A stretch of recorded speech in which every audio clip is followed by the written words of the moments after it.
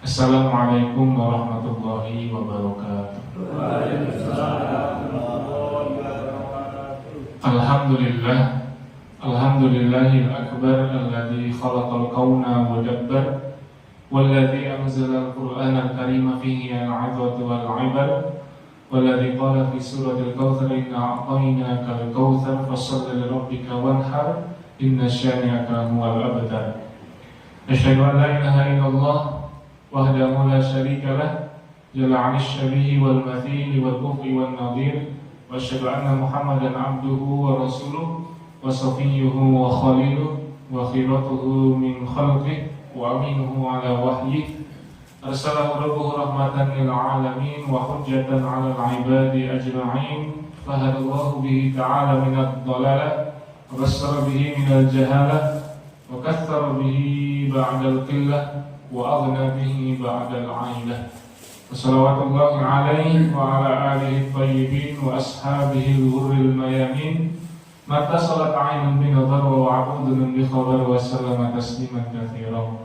Allahumma 'allimna ma yanfa'una wanfa'na bima 'allamtana rabbana zidna 'ilma. Allahumma inna nas'aluka fahman nabiyyin wa hifdzal mursalin wa ilhamal malaikatil muqarrabin. Amin ya rabbal alamin.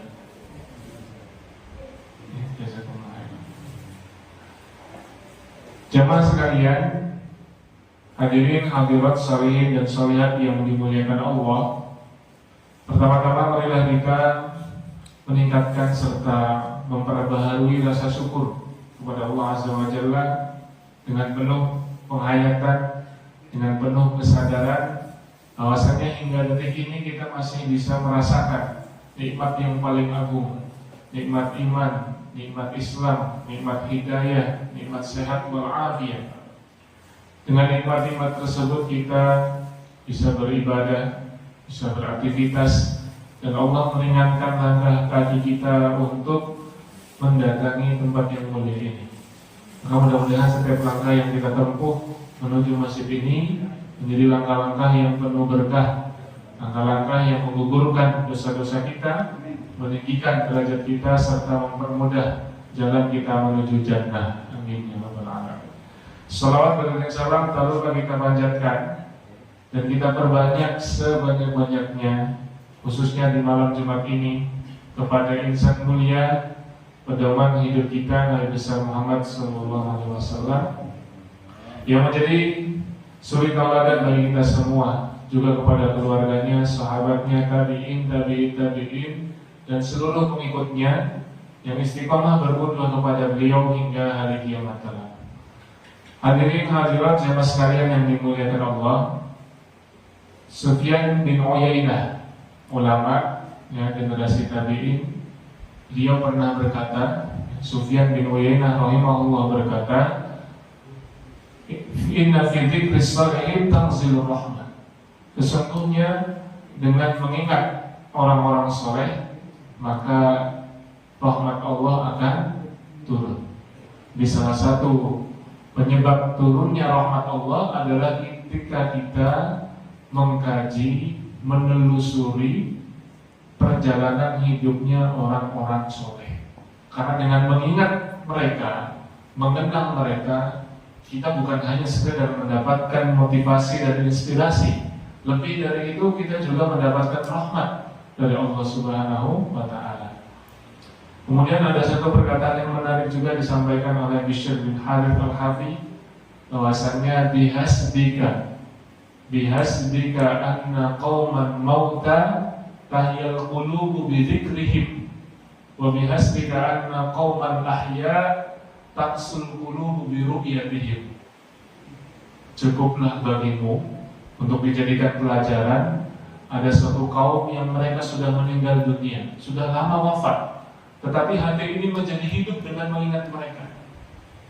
Wa bihasbika anna qauman ahya taqsul qulubu bi ru'yatihim. Dan cukuplah untuk menjadi pelajaran bagimu, ada orang-orang yang masih hidup tetapi hati ini menjadi keras dengan melihat mereka. Ya, ini pelajaran yang sangat penting sekali bagi kita semua. Ada orang-orang yang sudah lama meninggal, sudah lama ya wafat. Akan tetapi ketika kita mengkaji perjalanan hidup mereka, ya, kita mendapatkan spirit yang luar biasa. Kita mendapatkan inspirasi, ya, untuk meniru dan meneladani jejak mereka selama mereka masih hidup. Sebaliknya ada orang yang masih hidup, tetapi hati ini menjadi keras dengan melihat mereka, tingkah laku mereka, ya, melihat perbuatannya membuat hati ini merasa sedih. Nah, maka dari dua perkataan ini, perkataan Sufyan bin Uyainah dan Bishr bin Harith al-Hafi, pentinglah bagi kita untuk menghidupkan hati dan mengusahakan datangnya rahmat Allah Subhanahu wa taala dengan mengingat, mengenang dan menelusuri kisahnya orang-orang soleh terdahulu. Karena itu bagian daripada kiat menyembuhkan keimanan. Nah, pada malam hari ini insya Allah kita akan membahas beberapa nama yang boleh jadi jamaah sekalian belum begitu familiar. Padahal mereka ini adalah orang-orang hebat. Padahal mereka ini adalah para pahlawan yang berjasa untuk Islam, besar kontribusinya untuk Islam. Ya, misalnya kita disuruh menyebutkan Khulafaur Rasyidin, pasti saya yakin bisa semua. Siapa Khulafaur Rasyidin? Abu Bakar, Umar, Utsman, Ali. Hafal. Tapi ada sahabat-sahabat yang lain yang namanya mungkin tidak begitu populer, tetapi jasa mereka luar biasa.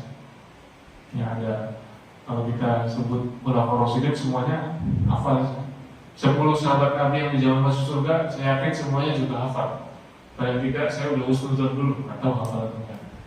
Ya, tinggal ditambah 6 kan, dari 4 Khulafaur Rasyidin tambah Tolha, tambah Zubair. Tolha bin Ubaidillah, Zubair bin Awam, tambah 2, dari 4 tambah 2 sudah 6.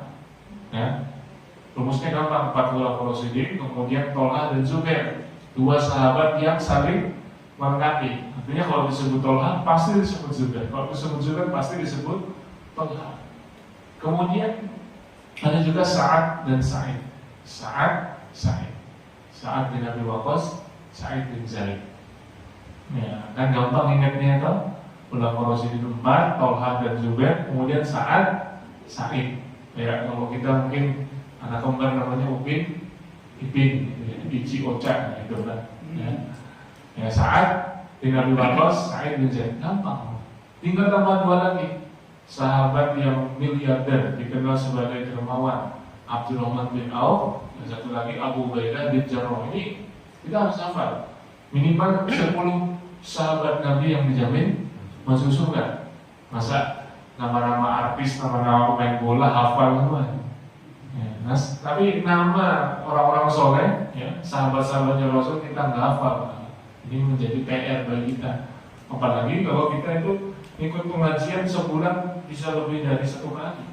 Mulai dari kalau bapak-bapak ya Jumatan kan berarti 4 kali sudah ada pertambahan ilmu setiap pekannya. Kemudian kajian pada subuh, kajian pada maghrib, pada isya, itu mestinya meningkatkan kualitas keimanan kita, intelektual kita ataupun spiritual kita. Nah, dari 10 yang terkenal ini masih ada banyak lagi, ya, mereka-mereka yang mempunyai andil besar. Di antaranya yang boleh dikata mereka semua ini adalah pahlawan yang terlupakan. Jadi bisa dibilang kajian kita ini adalah kajian tentang para pahlawan yang terlupakan. Yang pertama, ada nama As'ad bin Zurarah.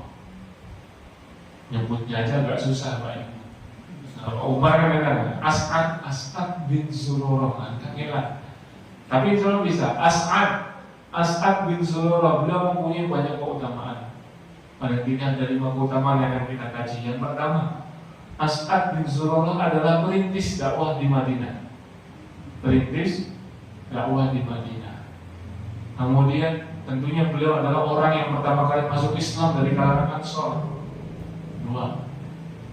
Kemudian yang ketiga, beliau adalah orang yang membangun masjid pertama kali di Madinah, yang kemudian tempat beliau membangun masjid dilanjutkan oleh Rasulullah, dan sampai hari ini kita menyaksikan Masjid Nabawi.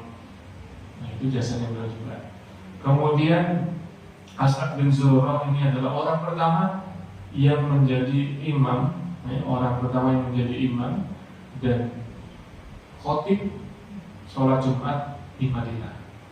Dan tentunya beliau yang kelima adalah orang yang dihormati, yang dikenal oleh warganya, masyarakat di sekitarnya, disegani. Beliau mempunyai jiwa kepemimpinan sehingga Rasulullah mengangkat beliau sebagai pemimpin kaum Ansor, salah satu dari 12 pemimpin kaum Ansor yang berbaiat. Nah, kita bahas satu persatu.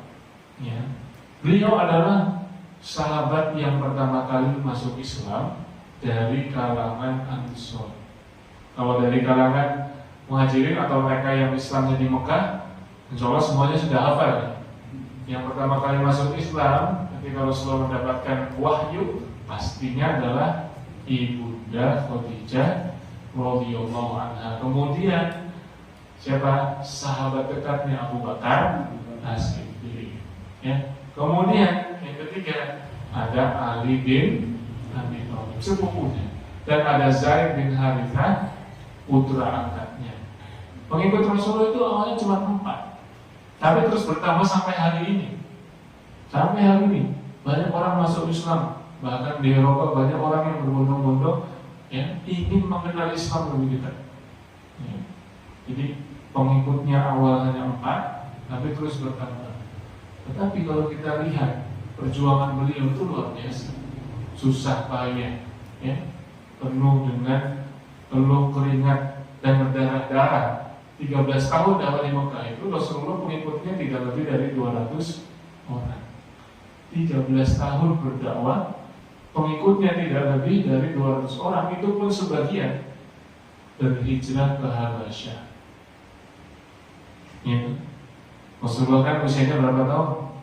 Rasulullah usia wafat di usia 63 tahun.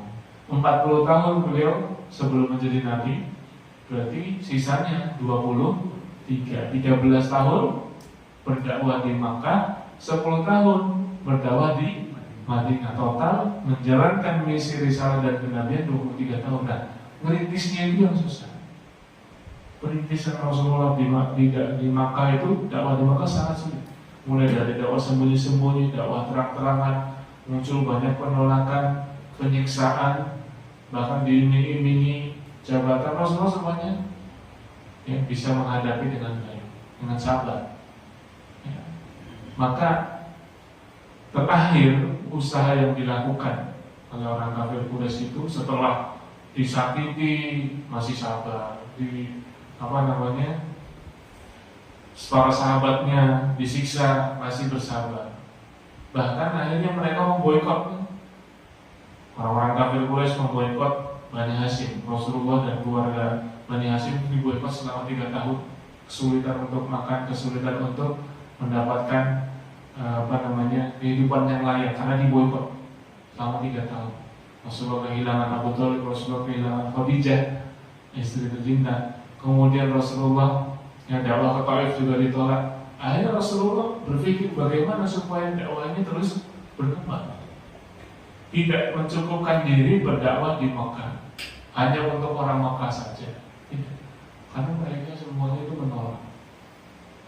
Maka Rasulullah inisiatif, meskipun ada banyak tantangan, Rasulullah tetap semangat inisiatif mendakwahi orang-orang yang datang dari luar Makkah, khususnya musim haji. Belum, berarti dulu sudah ada haji ya. Bahkan dari zaman jahiliyah pun sudah ada orang-orang yang datang dari berbagai penjuru ke Mekah untuk menunaikan manasik ataupun ritual haji. Tetapi hajinya orang-orang jahiliyah, tahu sendiri Pak ya, hajinya orang-orang jahiliyah itu mereka tidak, ketika tawaf tidak menggunakan pakaian. Tapi jangan dipikirin, bisa melihat. Walaupun mereka jahiliyah, mereka masih punya aturan, ya. Yang jamaah laki-laki siang, jamaah perempuannya malam, tawaf sambil telanjang. Nah intinya apa? Salah satu kearifan lokal orang Arab jahiliyah itu masih melestarikan ajaran-ajaran Nabi Ibrahim. Nah, Nabi Ibrahim berdakwah di Mekah juga. Ya. Nabi Ibrahim alaihissalam memberikan ajaran-ajaran dan masih turun-temurun dilakukan. Di antaranya adalah haji. Contoh yang lain adalah khitan. Itu saya lihat Nabi Ibrahim masih dijaga oleh orang-orang Arab jahiliyah. Nah, ketika musim haji datang, otomatis kan banyak orang. Rasulullah menggunakan kesempatan itu untuk mendatangi para pemuka-pemuka kabilah yang datang untuk menunaikan ibadah haji. Ketika itu Rasulullah datangi, mengenalkan dirinya, menyampaikan risalah satu persatu didatangi. Ternyata mereka semua menolak, atau paling tidak diam saja. Kenapa? Karena Abu Lahab dan Abu Jahal ketika Rasulullah mendatangi kepala-kepala kabilah satu persatu didatangi, didakwahi, itu pada saat yang bersamaan Abu Lahab dan Abu Jahal itu juga berdakwah untuk yang mempengaruhi orang-orang supaya tidak ikut ajaran Nabi. Dan kalau Abu Lahab capek digantikan Abu Jahal, sif-sifan mereka gantian. Jadi Rasulullah berdakwah, nanti dari belakang Abu Lahab mengikuti. Jangan dengarkan, dia orang gila.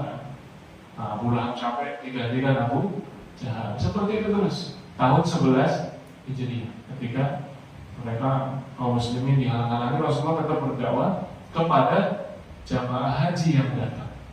Nah, hari ini sekalian yang melakukan Allah Subhanahu Wa Taala, di saat kabilah-kabilah yang lain, para pemimpin mereka itu tidak menerima, ada satu yang menerima dari Yasrib, dari kabilah Bani Najjar, ya, dari suku Khazraj, dari kabilah Bani Najjar, yang pemimpinnya adalah As'ad bin Zurarah. Nah, As'ad bin Zurarah menerima ya dakwah yang disampaikan oleh Rasulullah dengan sangat mudah.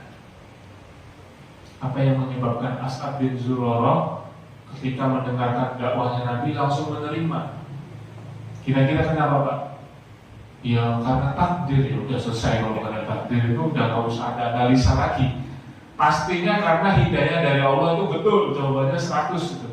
Tapi kan kita pengen mencari tahu kenapa di saat pemimpin-pemimpin kabilah yang lain terpengaruh ya oleh kata-katanya Abu Lahab dan Abu Jahal berpaling dari dakwah Nabi, kok As'ad bin Zurarah dengan mudahnya menerima Islam sehingga dia menjadi orang pertama dari kalangan Ansor yang masuk Islam.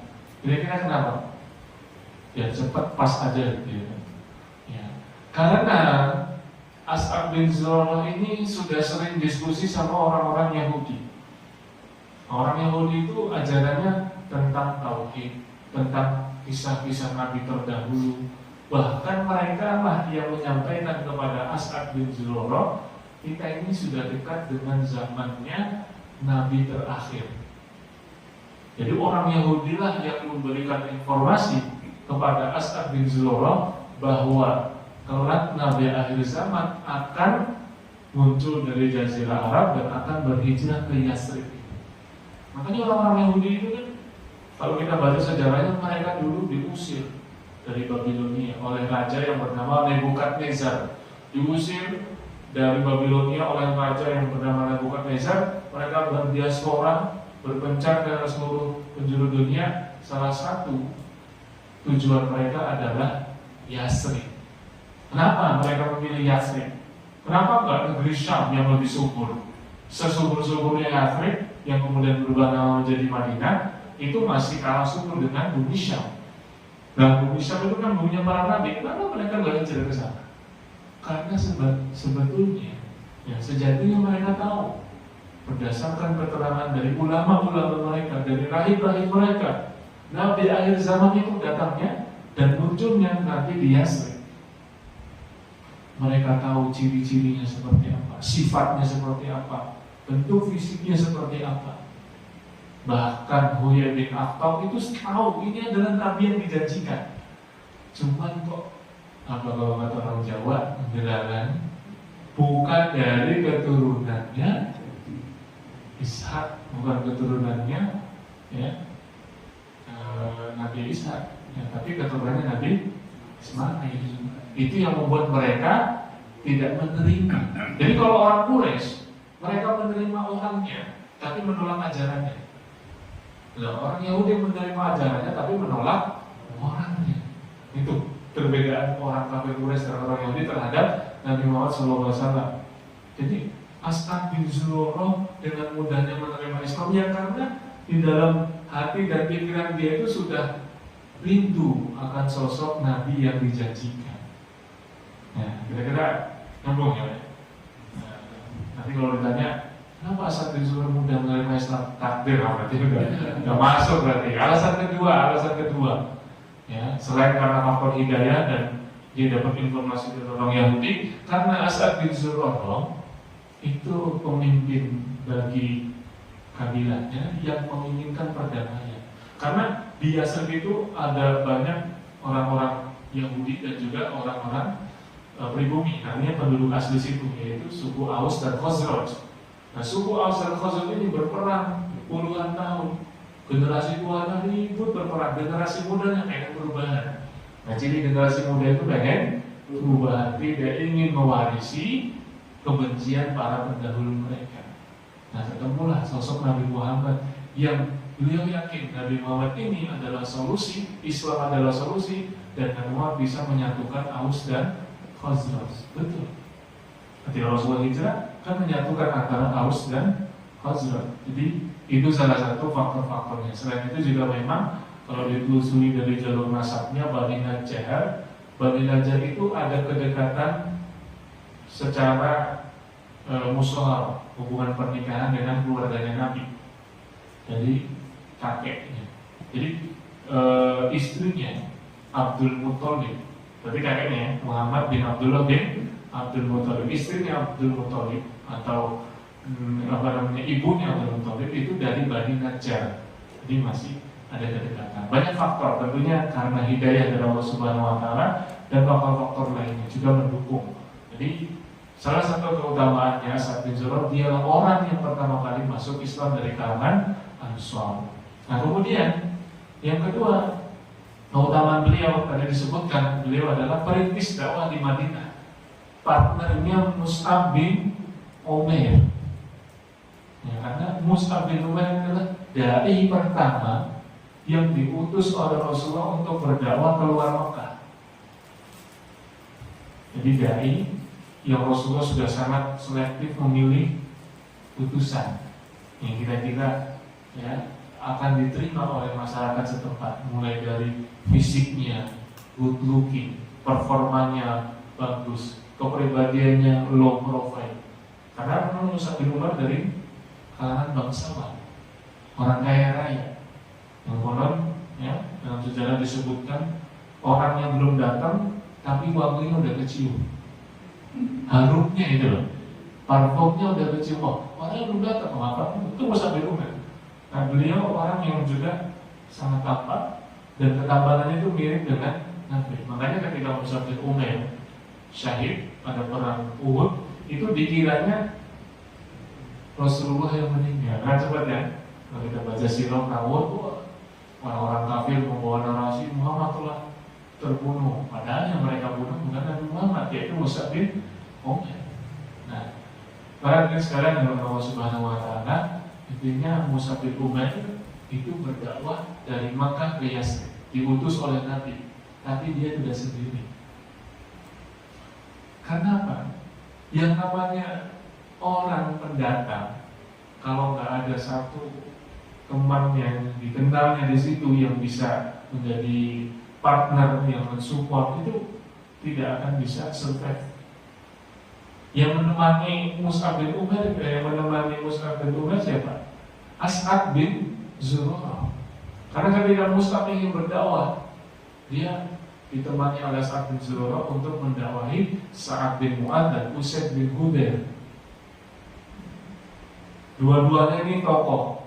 Ketika tokoh atau kepala suku yang diislamkan, otomatis bawahnya ikut masuk Islam. Dan itulah strategi dakwahnya Mus'ab, ya, yang kemudian ditemani oleh As'ad bin Zurarah. Akhirnya mereka berempat menjadi pilar kesuksesan dakwah di Madinah. Karena sebelum Rasulullah hijrah pada tahun 13 setelah Bi'tsah, setelah kenabian, itu Yasrib, Madinah sudah dikondisikan. Mereka semua datang menyambut Rasulullah SAW, sudah dikondisikan. Siapa yang mengkondisikan? Siapa yang membuat mereka masuk Islam? Siapa yang membuat Madinah ini begitu rindu akan sosok Nabi? Ada nabinya masih di Mekah. Ya mereka berempat, Mus'ab bin Umair, As'ad bin Zurarah, Usaid bin Hudayr, dan Sa'ad bin Mu'adz. Kayaknya susah untuk dihafal ya Pak ya. Udahlah dengerin aja namanya. Coba kalau namanya Agus, apa itu gampang kan ya. Nama-nama Arab ya. Nah intinya, para hadirin sekalian, Allah Subhanahu Wa Taala, kesuksesan Mus'ab sebagai seorang dai tidak terlepas dari perannya As'ad. Contoh misalkan, Bapak-bapak sekarang tahu jamaah tabligh, tahu jamaah tabligh yang datang dari satu masjid ke masjid lainnya, dari satu daerah ke daerah lain, itu kan namanya mereka khuruj ya. Mereka berdakwah, ngajak orang ke masjid. Nah itu mereka punya kenalan di tempat-tempat tertentu. Ya, ada yang mengkafir, ada. Nah sama kurang lebih saya juga pernah khuruj. Ya, khuruj itu biasanya kalau saya bahasanya safari Ramadan, dakwah Ramadan. Ya, itu pernah ke Halmahera tahun 2015, pernah ke Gorontalo 2018, pernah ke Lampung, Padang, kemudian Bangka Belitung, kemudian ke terakhir ke Sampit. Saya seorang diri bisa diterima di sana, bahkan dihormati. Anak muda bukan siapa-siapa, kok diterima? Karena ada partnernya ya. Gitu. Karena ada orang yang menerima dan mengelilingkan ya. Kurang lebih ketika musabalah seperti itu juga sudah ada As'ad yang siap untuk menjadi penanggung jawabnya dan menjadi orang yang membersamai musabahnya. Seperti itu. Kemudian keutamaan As'ad bin Zurarah yang selanjutnya, beliau adalah orang yang pertama kali membangun masjid di Madinah. Dia membangun musola. Kalau kita musola kan tempatnya kecil ya ketika ya. Kalau sebenarnya bahasa musola tanah yang lapang dan luas untuk sholat.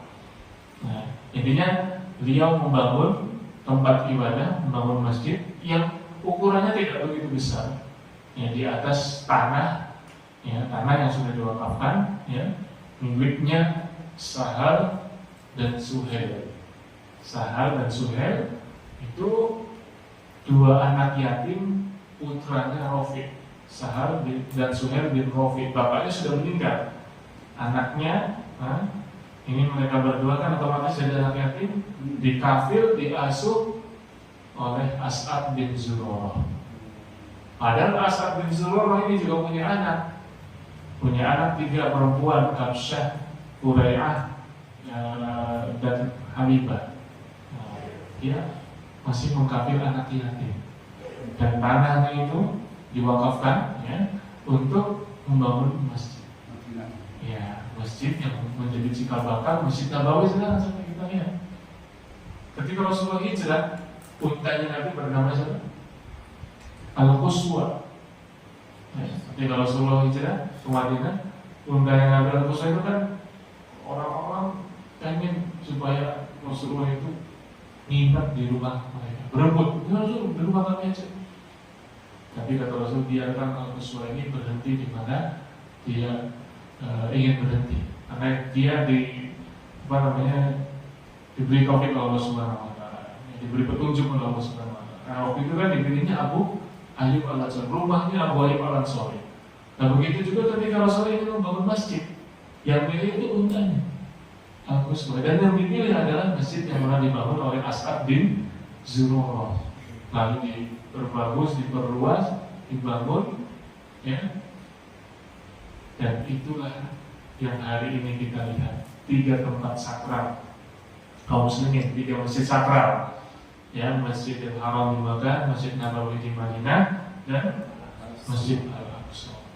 La tusyaddu bihal, tidak boleh kita bersusah payah, bercapek-capek, mengeluarkan biaya, tenaga untuk bersafar, ya, untuk mendatangi masjid kecuali 3 masjid ini. Nah itu yang kita diperbolehkan, ya seperti itu. Nah intinya apa? As'ad bin Zurarah bukan hanya partner dakwahnya Mus'ab bin Umair, amal jariahnya lebih dari itu. Kenapa? Karena sampai hari ini kita bisa menyaksikan, ya, warisannya As'ad bin Zurarah yang kemudian dikembangkan oleh Rasulullah dan para ulama Rasulullah dan khalifah selanjutnya. Beliau bukan hanya menanamkan fondasi tauhid, fondasi spiritual, tapi juga menanamkan fondasi pertama, meletakkan batu pertama untuk tempat paling sakral bagi umat Islam sepanjang masa, yaitu Masjid Nabawi yang ada di Madinah. Itu As'ad bin Zurarah. Tapi kita jarang mengenal ya. Siapa di sini yang udah pernah dengar kisahnya sebelumnya? Aku aja nggak apa-apa Pak. Takutnya ada yang tawaduk gitu ya. Saya udah baca. Nah kemudian keutamaan berikutnya, beliau juga adalah orang yang membangun masjid. Setelah membangun masjid, beliau adalah orang pertama yang menjadi imam dan khatib Jumat. Kenapa bukan Rasulullah? Ya karena Rasulullah masih di Mekah, belum hijrah ke Madinah. Ketika turun syariat kewajiban sholat Jumat bagi para laki-laki harus segera ditunaikan. Sementara Rasulullah masih di Mekah, belum hijrah ke Madinah, belum hijrah ke Yathrib. Otomatis yang menjadi imam antara Mus'ab atau As'ad. Dan ketika itu yang menjadi imam adalah As'ad bin Zurarah. Ya. Kewajiban bagi kaum laki-laki. Kira-kira kenapa nih Pak kalau kita ngomongin sholat Jumat? Kenapa? Ya. Yang diwajibkan sholat Jumat itu hanya bapak-bapak, bukan ibu-ibu. Karena kalau ibu-ibu yang diwajibkan bisa rame, bisa arisan gitu tadi. Termesu aja gitu ya. Kalau bapak-bapak kan khusyuk mendengarkan sampai indah alam gitu. Kan tuh. Ya. Dimarahin, diceramahin setiap pekan sekali. Karena apa? Dia supaya nggak stres gitu ya. Kalau tambah stres berarti khotibnya yang salah gitu. Ya, gitu. Nah, intinya beliau punya banyak keutamaan. Orang yang pertama kali masuk Islam, orang yang menjadi perintis dakwah di Madinah, kemudian orang yang membangun Masjid Nabawi, ya, orang yang pertama yang menjadi imam dan khatib di Madinah, dan beliau punya karisma sebagai seorang pemimpin, disegani oleh kaumnya, dan tambahan lagi, beliau adalah orang yang pertama kali mati syahid. Jadi Rasulullah belum sempat bertemu dengan As'ad bin Zurarah ketika hijrah. Kalau sebelumnya kan di peristiwa Bai'at Aqabah 1 dan 2 itu sempat ketemu. Tetapi ketika Rasulullah sampai Kuba, ya, Rasulullah membangun masjid. Kemudian disambut oleh para sahabat-sahabat yang sudah rindu akan kedatangan beliau. Rasulullah mencari mana ini Abu Umamah, nama panggilannya As'ad bin Zurarah. Mana Abu Umamah? Nggak ada, sedang sakit. Jadi ketika Rasulullah perjalanan hijrah sampai di Kuba, dekat lagi masuk Madinah. Kalau sekarang wilayah Kuba masuk wilayah Madinah. Kalau dulu bukan wilayah Yathrib, bukan wilayah Madinah. Nah, As'ad sedang sakit. Begitu Rasulullah tiba di Madinah, di Yathrib, As'ad sudah meninggal dunia. Beliaulah yang merintis dakwah, yang mensukseskan perjalanan hijrah, ya, menjadi pemimpin bagi kaumnya, ya, mempersiapkan Yathrib sebagai tempat hijrahnya Rasulullah SAW.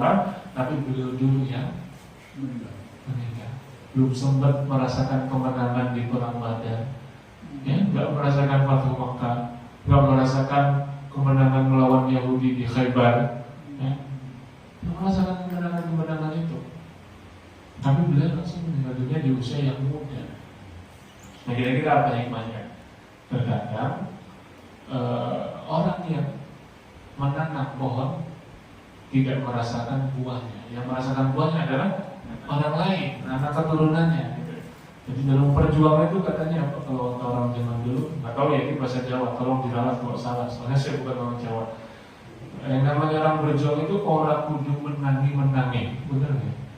Ya, intinya nggak harus orang yang berjuang itu melihat hasil dari perjuangannya, karena beliau itu hidupnya perintis. Manusia itu kan hanya antara tiga, ya, hanya ada 3 jenis, perintis, pewaris, nama satunya apa? Pengen nangis gitu ya. Bukan perintis, bukan pewaris, tapi dia pengen nangis gitu ya. Ya, sekedar informasi aja. Ini bisa tentang As'ad bin Zurarah. Gimana Pak? Masih bisa menyimak ini? Kira-kira besar gak jasanya As'ad bin Zurarah ini? Tapi baru dengar ya? Nah itulah pentingnya kita banyak mengkaji. Banyak nama-nama yang belum kita hafal. Gak usah isi memori kita dengan artis, dengan segala gosipnya itu. Ya kan, karena gak ada habisnya ya. Atau sepak bola, kita boleh nggak tahu nama-nama itu. Tapi yang kita ukir dalam hati adalah nama-nama orang soleh. Karena inna fi dzikri sholihin tanzilur rahmat. Sesungguhnya dengan banyak orang soleh akan Allah limpahkan rahmat. Kemudian satu nama lagi yang saya rasa bapak-bapak dan ibu-ibu sekalian mungkin belum mengenalnya. Anak-anak nanti kalau sudah ada yang mengenalnya nanti dapat door prize dari panitia. Namanya Marsad bin Abi Marsad. Perlu dengar ya? Yes, kalau dengar nanti benar. Ya, sudah saya. Ya. Marsad bin Abi Marsad. Kalau As'ad bin Zurarah beliau adalah perintis di Madinah dengan segala banyak kontribusinya, maka Marsad bin Abi Marsad adalah pahlawan yang membebaskan tawanan. Kita kasih judul aja biar gampang diingatnya. Marsad bin Abi Marsad. Wajar mungkin tidak begitu terkenal karena untuk melafalkannya bagi lidah kita agak sulit mungkin. Marsad. Jarang orang namanya Marsad. Kalau namanya Umar kan sering ya. Umar, Khalid, Ahmad pun sering. Nah ini Marsad bin Abi Marsad. Dia adalah pahlawan yang membebaskan tawanan. Dia masuk Islam termasuk awal-awal. Bapaknya Abu Marsad itu juga masuk Islam. Dan bapaknya ini orang yang dekat dengan Hamzah. Siapa Hamzah? Amatnya Nabi, yang membela Nabi, yang masuk Islamnya itu karena membela Nabi. Ketika Nabi disakiti oleh Abu Jahal, dia datang membela, pulang dari berburu, langsung dikeprok itu kepalanya Abu Jahal. Karena Abu Jahal kedapatan sedang menyakiti Nabi. Waktu itu Hamzah masuk Islamnya apa? Gara-gara emosi. Ini kalau ada orang yang emosinya kemudian berubah baik, itu Hamzah bin Abdul Muthalib. Pulang berburu, masih bawa alat berburu, melihat keponakannya disakiti oleh Abu Jahal. Mira, Abu Jahal mengira tidak ada yang membela Nabi Muhammad. Ketika itulah Hamzah dalam kondisi marah, saya akan menjadi pembelanya karena saya sudah mengikuti agamanya. Padahal sebelumnya nggak bersahadat. Dan itu bukan kalimat syahadat. Nah, itu marah, dalam kondisi marah. Itulah marah yang berkah, itu marahnya Hamzah. Nah, Marsad bin Abi Marsad itu ya adalah anak dari tadi nama bapaknya Abu Marsad, dekat dengan Hamzah bin Abdul Muthalib. Marsad itu sendiri artinya adalah singa. Marsad itu artinya singa dan sosok yang gagah perkasa, itu nama. Karena Arab itu luas. Kalau kita nyebut singa ya udah singa atau simo atau simo gitu ya. Kalau orang Arab itu ada 70 kosakata untuk menyebut singa. Saya juga nggak hafal. Paling hafal sedikit. Asad yang paling terkenal. Asadun, Laithun, singa. Asad, Asadun, singa. Laithun, pakai fa, singa. Haidar, singa. Marsad, singa. Zufar, singa. Godolfar, singa. Labu'ah, singa. Labubu, bonekanya. Kita lagi itu kan. Jadi banyak. Saya juga nggak hafal. Kurang lebih ada 70 kosakata dalam bahasa Arab yang mengatakan itu singa. Nah, Marsad juga artinya singa. Jadi berkat dari sebuah nama ya. Artinya penting lah ya. Jangan terbawa kata-kata yang menyesatkan. Apalah arti sebuah nama? Nama itu sangat berarti. Berkat dari namanya itu dia menjadi sosok pemuda yang gagah, kuat dan perkasa. Sehingga Rasulullah SAW memilih Marsad bin Abi Marsad untuk menjalankan misi yang berat, misi yang butuh fisik yang kuat, misi yang tidak bisa dipikul oleh sembarangan orang, yaitu apa?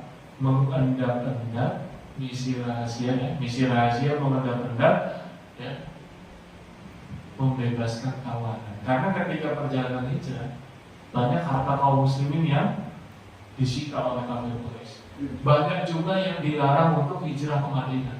Banyak juga yang kemudian ditahan dan dipenjara oleh kafir Quraisy. Maka Rasulullah menugaskan Marthad, misinya saja untuk membebaskan para tawanan. Berat atau berat? Berat sekali. Kondisinya kondisi berat, kan begitu. Nah, Marthad bin Abi Marthad ini dia berhasil membebaskan tawanan satu persatu. Ada yang digendong, ada yang dibopong. Yang jelas itu fisiknya luar biasa. Pernah tahu bagaimana proses evakuasi yang dilakukan oleh Basarnas? Misalkan ada yang kecelakaan atau meninggal atau butuh pertolongan cepat di gunung, pernah? Enggak ada yang pernah daki gunung. Tampaknya teman-teman suka mancing semua nih. Ya. Biasanya kalau orang daki gunung itu kan dia nggak KTP, kan? Kemudian dari nomor telepon kalau harus hafal bagaimana melakukan P3 mana. Saya pernah menyaksikan itu orang yang terlatih betul, orang bahasa, seorang yang betul-betul, kalau kita nyebutnya para pendaki itu ranger lah, ya. Dia bisa menyelamatkan orang yang butuh pertolongan atau mungkin sudah meninggal. Tahu misalnya agam Genjang gitu. Tahu ya? Nah itu kan kuat kan dia angkat itu kan. Nah ini lebih kuat lagi dari itu karena dia Marthad bin Abi Marthad ini mengangkat orang banyak. Ya. Diselamatkan sama dia, butuh fisik yang kuat. Nah pada Allah dalam menjalankan misinya ini, Marthad bin Abi Marthad bukan hanya harus kuat secara fisik, tapi juga harus kuat secara iman. Nah tiba-tiba datang godaan dari perempuan yang bernama Ainaqun, pakai ain, na panjang, alif kemudian qaf. Ada yang membacanya Ainaq, ada yang membacanya Ana. Ainaqun ini adalah perempuan yang dulu pada masa jahiliyah sebelum datangnya Islam, Ainaq ini adalah kekasihnya Marthad. Dan dia ikut masuk Islam. Dan dia menjadi wanita penghibur. Nah kira-kira gimana? Dari kondisi capek menjalankan misinya, tiba-tiba datanglah sosok mantan. Kalau orang zaman sekarang CLBK atau CLBK, cinta lama belum kelar ya. Bertemu kembali ya. Cinta lama bertemu. Tapi ketika itu meskipun digoda oleh Ainaq, diajak nginep, ya dirayu-rayu, emang kamu gak kangen gitu ya kalau bahasa kita zaman sekarang. Emang kamu capek, ayo ikut aku dulu. Enggak. Kata Marthad, sesungguhnya Allah mengharamkan berzina. Kalau dulu masa lalu, ya.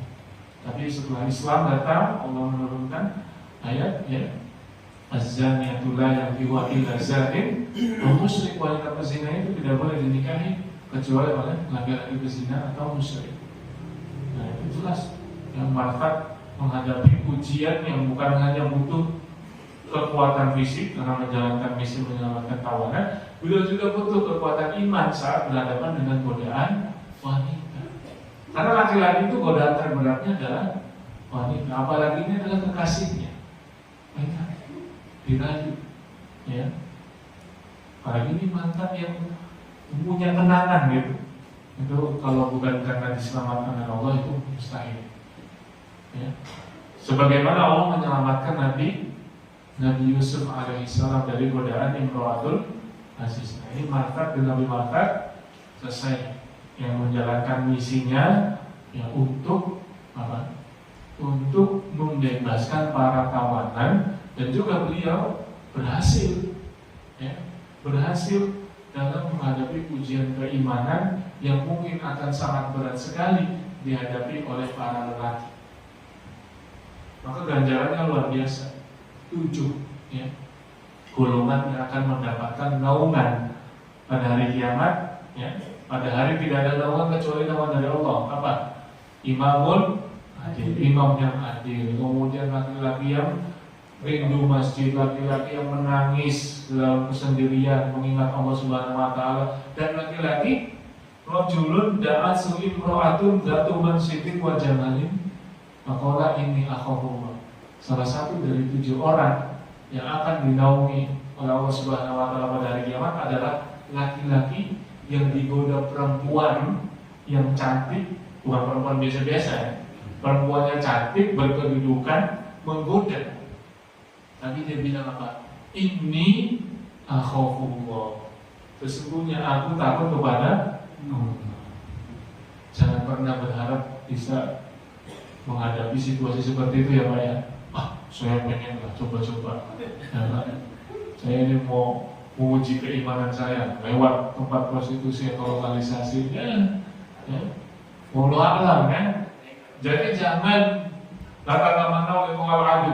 Jangan menghayal pengen bertemu dengan musuh. Tapi kalau ada musuh ya di depan mata, ya hadapi kalau musuh fisik ya. Kalau ini ya kita harus lari ya, seperti itu. Jadi laki-laki ujian terberatnya adalah fitnah wanita. Dan Martad bin Abdul Martad lulus, ya, sukses menghadapi ujian tersebut. Karena tadi di hadapan wanita yang menggoda, laki-laki hanya ada 2 kemungkinan. Dia akan berkata ini akhafullah, atau dia akan berkata ini kesempatan. Kalau laki-laki yang mendapatkan ya hidayah, pertolongan dari Allah Subhanahu wa taala, dia akan berkata ini akhafullah. Tapi kalau dia tak kuat imannya, ini kesempatan, besok bisa tobat. Nah itu yang terkena talbis iblis kan. Mungkin 2 dulu ini ya, As'ad bin Zurarah dan Martad bin Abi Martad. Kalau ditambahin 1 lagi, yang takutnya masuk telinga kanan, keluar telinga kiri. Aslinya Ustaznya udah capek juga.